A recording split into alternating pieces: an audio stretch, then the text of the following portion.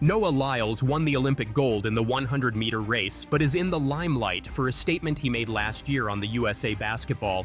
Noah Lyles is among the more outspoken American athletes competing in the 2024 Olympics. The self-proclaimed fastest man in the world is backing his talk after he won the 100-meter title at the Olympics. However, just after his win, Lyles' controversial statement about the NBA from the past is making headlines. A little less than a year ago, Lyles said some things about the NBA that eventually rattled a lot of the superstars from the league. At the Paris Games, the 27-year-old has already won the 100-meter title and will compete in the 200-meter races as well as the 4x100-meter relay. Although Lyles' remarks have affected a few of his teammates at the Olympics, there is no sign that resentment is growing in Paris. However, Lyles was able to get under their skin in this one instance. Lyles questioned the NBA's idea to refer to its champions as world champions during a press conference held in August 2023, following the World Championships in Budapest. Lyles said, "You know, the thing that hurts me the most is that I have to watch the NBA Finals and they have world champion on their head. World champion of what? The United States? Don't get me wrong, I love the US at times, but that ain't the world. We are the world." World champion of what? The United States? You know, the thing that hurts me the most is that I have to watch the NBA Finals and they have world champion on their head. World champion of what? The United States? Don't get me wrong.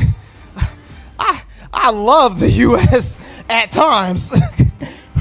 But that ain't the world. That is not the world. We are the world. We have almost every country out here fighting, thriving, putting on their flag to show that they are represented. His comments sparked backlash from several NBA stars, including Kevin Durant, Draymond Green, and Aaron Gordon. Durant said, "Somebody helps this brother," while Green said, "When being smart goes wrong." Some of the NBA players who reacted to Lyles' statements are now his teammates on the US Olympic team in Paris. However, reports indicate there is no evidence of growing resentment or bad blood between them at the Olympics so far. While Lyles clearly got under the skin of some NBA players with his comments, it seems to have remained a relatively minor controversy without majorly impacting his Olympic teammate relationships, at least publicly. He continued by saying that international track and field competitions, such as the World Championships, feature athletes and teams from a wide range of nations. The backlash from the NBA stars was led by none other than Kevin Durant, who has won 2 NBA Finals MVP awards in his storied career. Durant wrote on Instagram, "Somebody helps this brother," responding to an ESPN post. 4-time NBA champion Draymond Green also got involved, writing on Instagram, "When being smart goes wrong," with the facepalm emoji. Denver Nuggets star Aaron Gordon, though, appeared to see the funny side, writing on Instagram, "Whatever. I'm smoking Buddy in the 200 meters. Even though there are only US and Canadian teams in the NBA, most of the top players in the world compete there." Numerous prominent figures in the league are foreign-born, including Serbian-born Nikola Jokic, the 2-time NBA MVP, and Greek-born Giannis Antetokounmpo.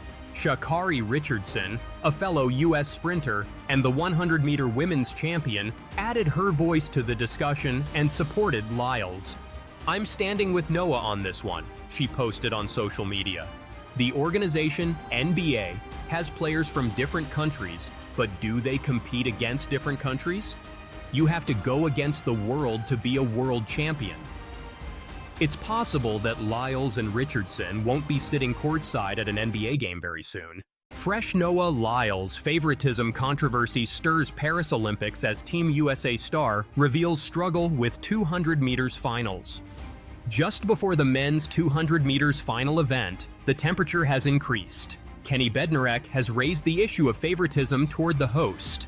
As per him, the hosts gave Noah Lyles lane 5 to give him a technical advantage. However, Kenny himself received lane 9 at the cornermost position. The sprinter couldn't digest it. On X, he shared the issue. "Never seen favoritism like this on a global scale." Meanwhile, things seem to be settled now as Kenny is in lane 8. Noah Lyles is still in lane 5. Does there come any technical superiority with the lane changes? As per the veteran athlete, there may come. One Olympic medalist put a seal on it. 3 years ago, in Tokyo, Andre de Grasse took the bronze medal in the 100 meters event.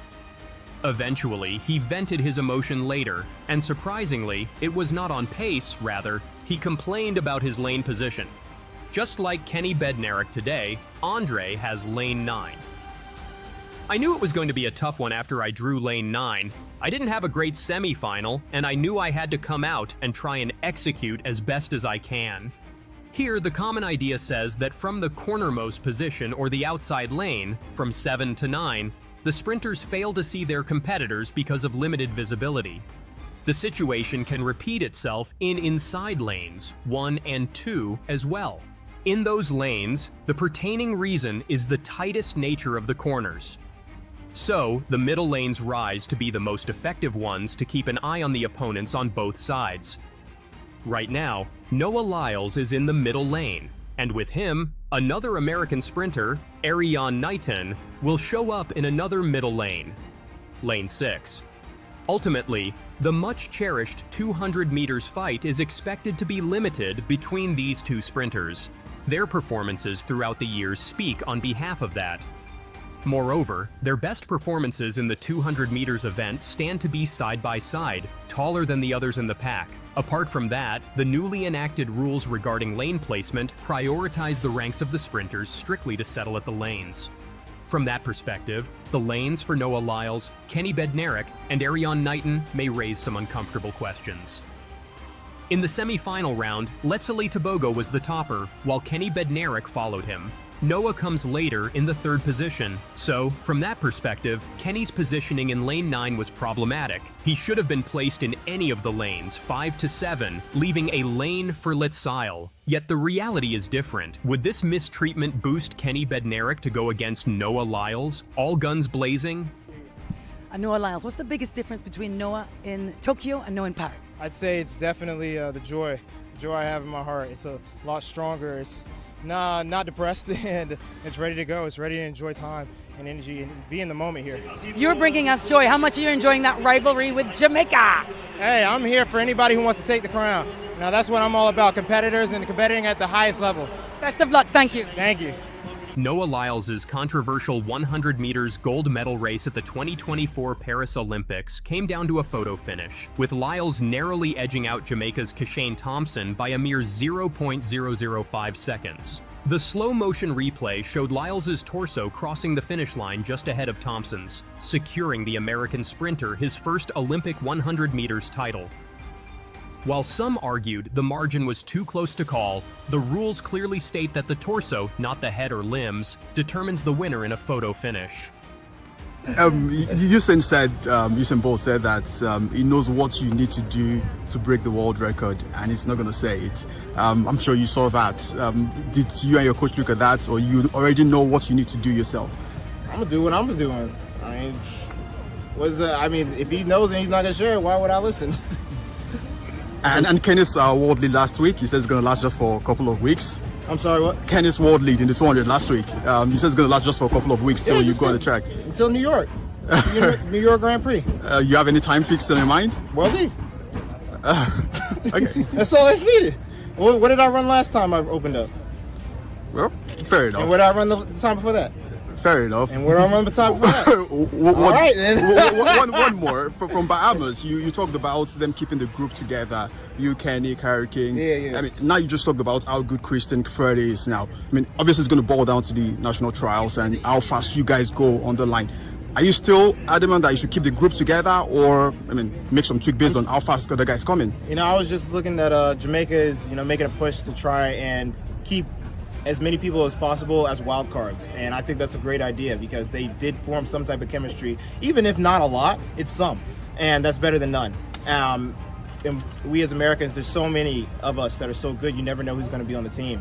So having some people that's on the team that are going to be wild cards, that were on that Bahamas team, I think is very important because they have some type of chemistry. The lane placement controversy at the Paris Olympics sparked heated debates about fairness and favoritism. Kenny Bednarek expressed his frustration on Twitter, stating he had never seen favoritism like this on a global scale after being placed in Lane 9, while Noah Lyles was assigned the more favorable Lane 5. Bednarek's sentiment was echoed by Andre DeGrasse, who, after winning 100 meters bronze from Lane 9 in Tokyo, admitted that the outside lane made it a tough one due to the challenges of limited visibility of competitors. The controversy highlighted the significant impact lane placement can have on a sprinter's performance and called into question the transparency of the assignment process. The highly anticipated 200 meters showdown between Noah Lyles and Erriyon Knighton took center stage at the Paris Olympics. The rivalry, which had been brewing for years, reached its climax as the two American sprinters faced off in the final. Lyles, the reigning world record holder with a blistering time of 19.31 seconds set in 2022, was the clear favorite. However, Knighton's raw talent and rapid improvement over the years made him a formidable challenger. The fact that both sprinters were assigned favorable middle lanes, with Lyles in Lane 5 and Knighton in Lane 6, only added to the excitement and speculation surrounding the race. The 200 meters final lived up to the hype, with Lyles and Knighton pushing each other to their limits. No Olympic champion. The thing is that you embrace pressure so very well and come out on top. Is there a newfound respect that should be towards you? No. If you like me, you like me. If you don't, you don't. I'm not gonna hate anybody that doesn't like me. But all I'm gonna say is, don't downplay other people just because you don't like someone. Just go to the guy you like. But I appreciate anybody who has found respect for me. But to be honest, this crowd was amazing. This field was amazing. This is the exact field that I wanted to show up at an Olympic final. Because if I was to lose to, any of those guys in the top three, I would have said, that's well deserved. Talk to me about the race though and how close it was and the time, a personal best. Yeah, it was a very close race. I'm glad I had Oblique Seville next to me because I was like, I need somebody to put that pressure on me early. I know that in a lot of races he's been like 1 or 2 lanes away from me, and he's been able to get out just in the acceleration phase, and I've just been missing it. And I was like, nah, now that you're right next to me, I'm gonna make sure that I cover that. And then after I passed him, I saw Kashane out there, and I was like, just do what I do, hit my top end speed, let it work. And to be honest, I didn't know if I had it. I leaned, but I didn't know I had it. Me and Kashane were at the end waiting for our names to come up, and I came back and I said, I'm gonna be honest, man, I think you got that one. Yeah, but my name came up, and I was like, oh my gosh, I'm amazing. And you are. What do you take away from this in terms of your legacy? How do you describe it in this moment? In this moment, I've waited a long time. I've seen Jamaicans dominate the 100 and the 200 for so long, and I remember growing up saying, when it's my turn, I'm gonna make sure that the U.S. is on top. And here it is. Here's my time and my journey, my moment, and it's such a beautiful thing to see. Enjoy the moment, brother. I thank you. The victory was especially sweet for Lyles, who had faced criticism and doubts after his disappointing 100 performance earlier in the games. Meanwhile, Kenny Bednarek, who had been vocal about the perceived favoritism towards Lyles, finished a distant third, unable to match the top two's blistering pace. The result further fueled the debate surrounding lane placement and its impact on race outcomes. Being an outspoken character, Noah Lyles acts like a double-edged sword. He can build and also knows how to decimate things. After claiming the gold medal in the men's 100 meters, the 27-year-old sat down in the press conference sharing tidbits on the upcoming heavy battle on track. He started by praising Kenny and making big revelations about him. He said, "Kenny definitely put up a fast time at trials, and that definitely woke me up. I was very proud of him, and he is definitely not going to take how he did here in the 100 lying down." The reigning world champion said that his compatriot would shake all the dust from the 100 meters Olympic final and embrace the 200 meters track like nothing else. But he might face a collision. Speaking on his chance, the Olympic champion conceded, "None of them is winning. When I come off the turn, they will be depressed." Now, Kenny Bednarek's tag on him being the favorite might add a few more chapters to the rivalry. Let's wait for tomorrow.